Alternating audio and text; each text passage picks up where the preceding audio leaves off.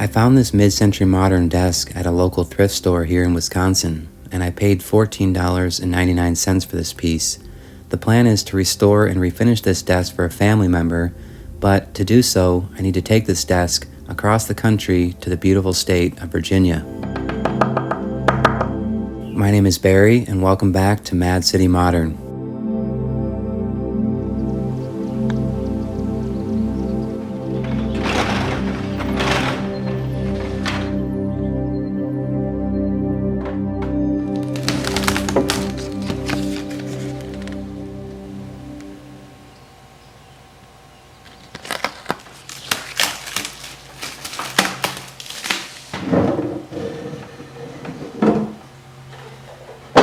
This desk was supposed to be a relatively easy restoration, but as you'll see, it gave me trouble all the way until the final steps.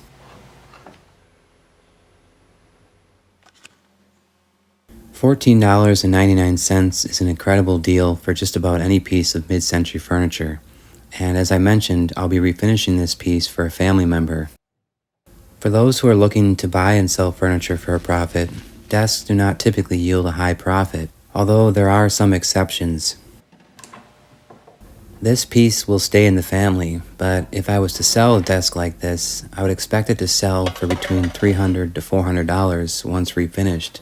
So with a low purchase price of $15, another $25 to $30 for the products included in the restoration, and 10 to 15 hours of labor, I would expect my labor to yield about $25 to $30 an hour.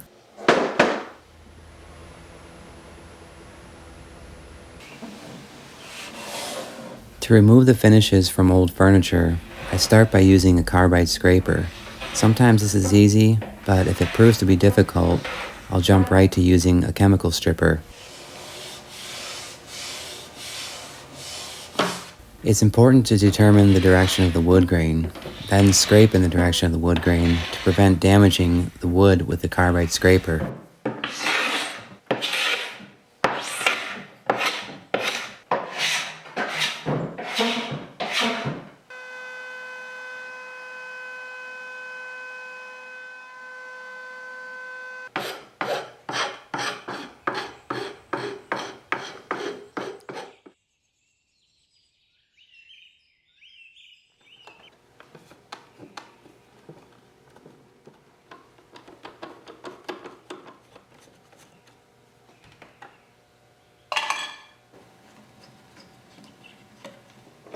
It's quite obvious that the legs on this desk are damaged and the joints are loose, so I'll completely disassemble this piece, replace some of the broken half-inch dowels, and re-secure all the joints. It would certainly be frustrating to spend days refinishing a piece like this, only to find out that it's not structurally sound.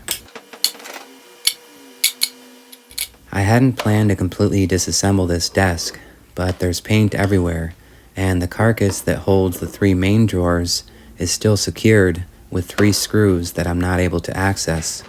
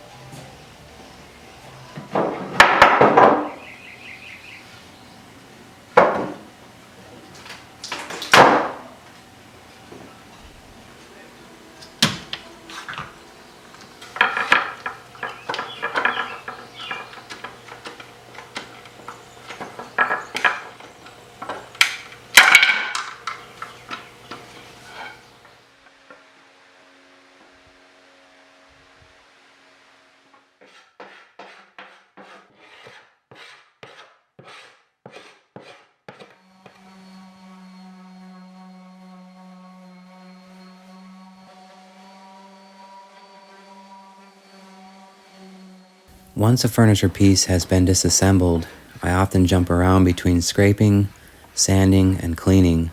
This helps prevent burnout from doing the same tedious task for several hours at a time.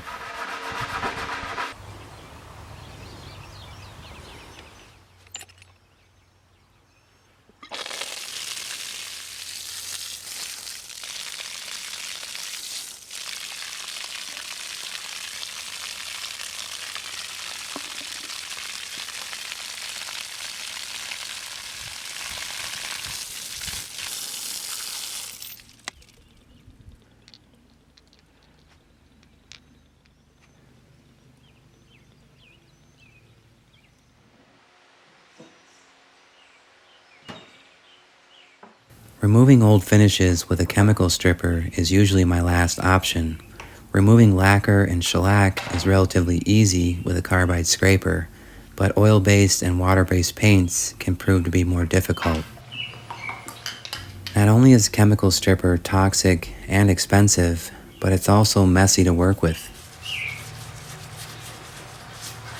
I haven't worked on furniture very often in this part of the country, and although the climate is hot and humid in the middle of the summer in Wisconsin, the hot weather here in Virginia in the middle of August caused the chemical stripper for this piece to dry too quickly. I want to take a moment to say thank you to the patrons of this channel for making this video possible. Your contributions have enabled me to continue making free content and avoid most of the sponsors that don't relate to the channel, so thank you.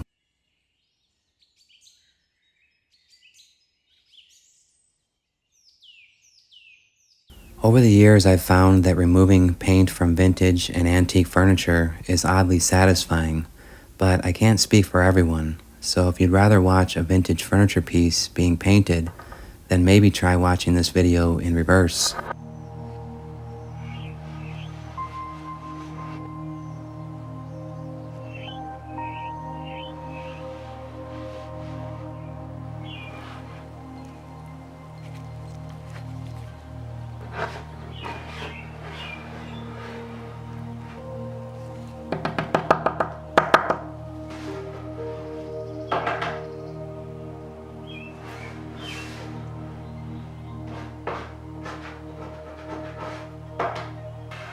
I always want to address the faithful viewers of this channel, and some of you may be wondering why I'm back and forth between the state of Wisconsin and the state of Virginia. Some of those plans will remain private for now, but I look forward to sharing updates with you weekly on the channel. Some content creators intentionally leave you with cliffhangers or clickbait thumbnails. That's not my intention here on the channel, and if you ever see a clickbait thumbnail, I fully intend to deliver within the video.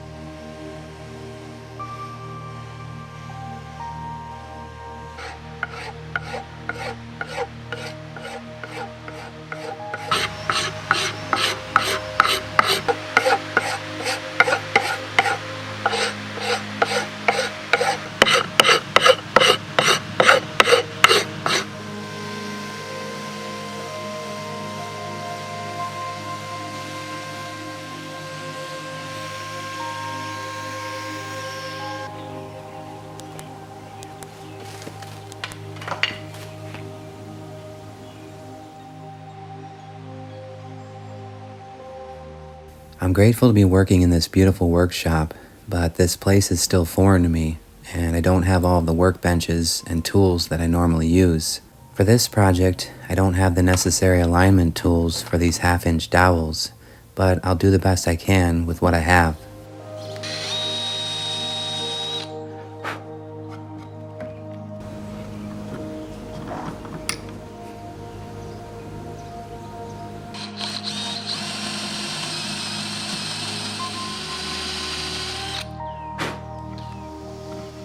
The woodworking skills that I use may not always be the best, and the self-taught skills are a work in progress. Repairs like this can often be intimidating, but there's no better way to learn than to find a project and get started.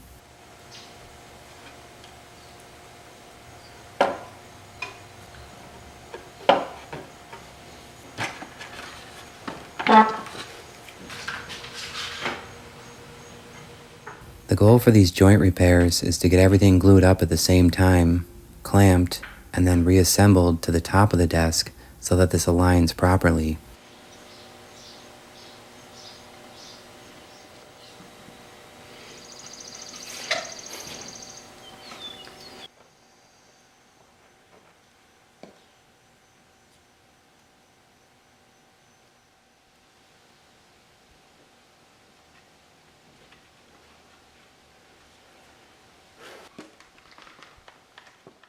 When staining most furniture, I sand with a coarse grit like 120 or 150 and finish by sanding the entire piece with 220 grit. As I continued sanding, I only found a few imperfections in the wood grain. These are natural and will be barely visible when applying a darker stain. Sanding with fine 220 grit sandpaper helps close down the pores of the wood fibers. This limits how much the stain can penetrate the wood fibers and helps prevent a blotchy look.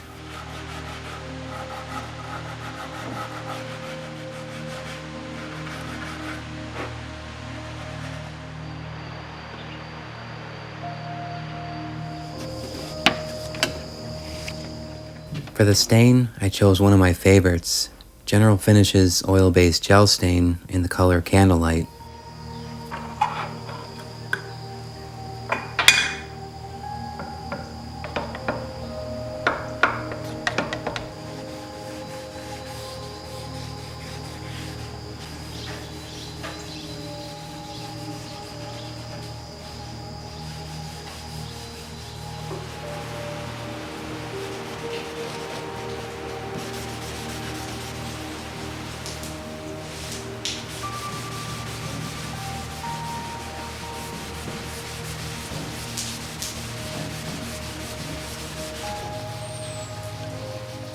I'll apply the gel stain on all visible areas of this desk and wipe off the excess immediately. Once the gel stain has dried for 12 hours, the last step is to apply a spray-on lacquer. This was supposed to be the easiest step, but what happened next turned into a nightmare. As it relates to other product choices, lacquer dries quickly, sometimes in less than 20 minutes. When I sprayed on this lacquer, it dried in less than 10 minutes and trapped all of the moisture that was sprayed in with it. This is commonly referred to as blushing, and it happened over the entire piece, unfortunately. I tried to knock as much back as possible with fine steel wool. This step didn't help, so the next morning I applied a lacquer thinner to remove as much lacquer as possible without removing the stain. There's one small section where the stain was partially removed by this step, and that's the first thing I'll have to address when I return back to Virginia. I decided to apply an oil-based wipe-on polyurethane, but at this point I was in a panic since I was due to fly home to Wisconsin in just a few hours. So I only filmed this step on another piece I was working on at the same time. I hope you'll consider subscribing to join the channel, and on next week's video, I'll be working on Barbie's worst nightmare. Goodbye for now.